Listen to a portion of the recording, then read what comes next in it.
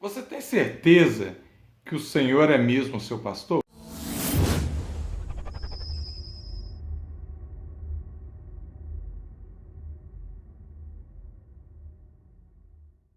Olá, tudo bem? Renato do Instituto Melhor de Nós aqui.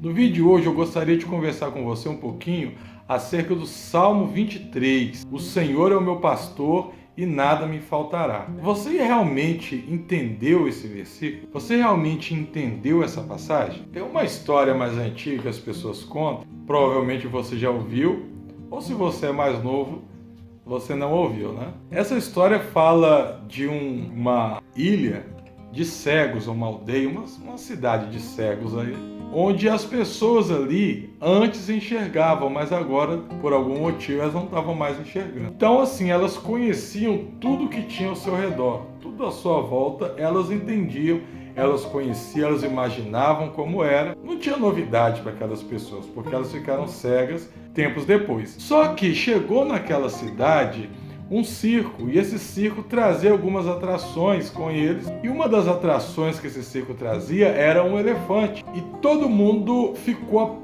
alvoroçado, curioso, né? Como seria o elefante, querendo entender como seria o elefante. Pois bem, como eram muitas pessoas, eles não poderiam deixar que todos encostassem, apalpassem o elefante ali, porque realmente ia espantar o bicho. Então o que eles fizeram? Pegaram 3 sábios, dos mais velhos da cidade, para que essas pessoas pudessem apalpar o elefante, pudessem tocar nele e contar para os outros como era o elefante. Muito bem, um foi lá, que ele encostou na tromba do elefante. Quando ele encostou na tromba, o elefante estava tomando água, ele foi até na água e ele falou assim: olha, eu já sei como é o elefante ele é igual uma mangueira de água. De repente o outro foi, só que quando ele foi apalpar, ele encostou na cauda do elefante. E ele falou assim: não tem nada a ver com o que o primeiro falou. O elefante parece realmente com uma corda. O terceiro, por sua vez, ele encosta na perna do elefante, né, no pé do elefante ali, e falou assim: olha, o elefante ele não parece nem com uma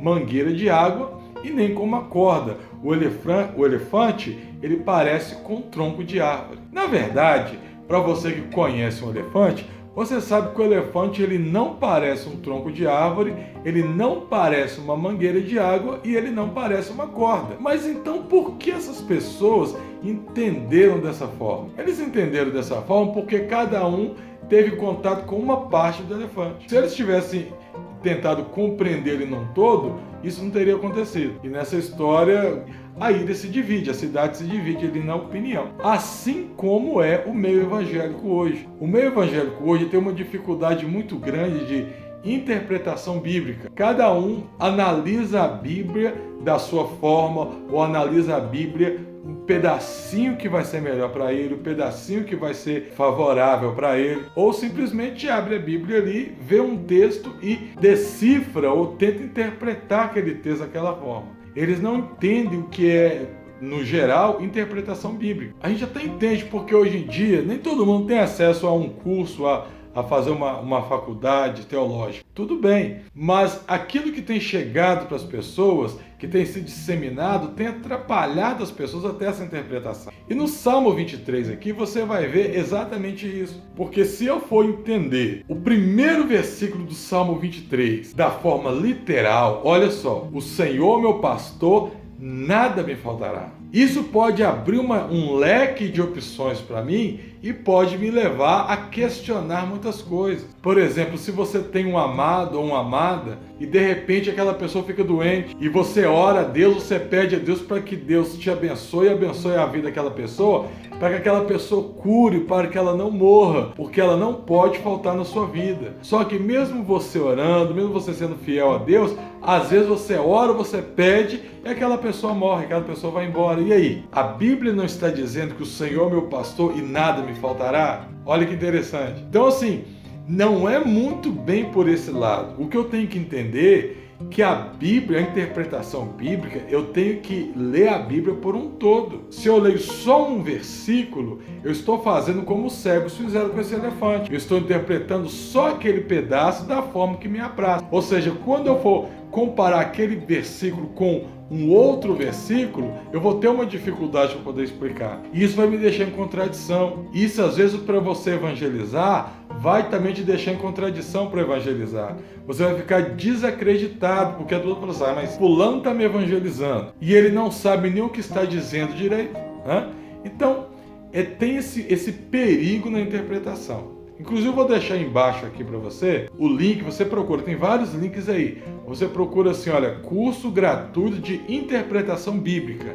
É um curso que eu dei, tá? Ele é online. Então você procura aqui, embaixo eu vou deixar na descrição, e você, se você quiser, pode estar acessando e fazendo esse curso online gratuito para você sobre interpretação bíblica. Quando Davi escreveu, olha só, Davi escreveu assim, olha, o Senhor é o meu pastor e nada me faltará. Quem era Davi? Davi, ele era rei de Israel. Ele era dono de um dos exércitos mais invejados da época. Um dos melhores exércitos do mundo. Na época era de Davi. Teve uma ocasião que Davi estava refugiado. Ele pensou, quem me dera eu pudesse estar tomando a água de Belém.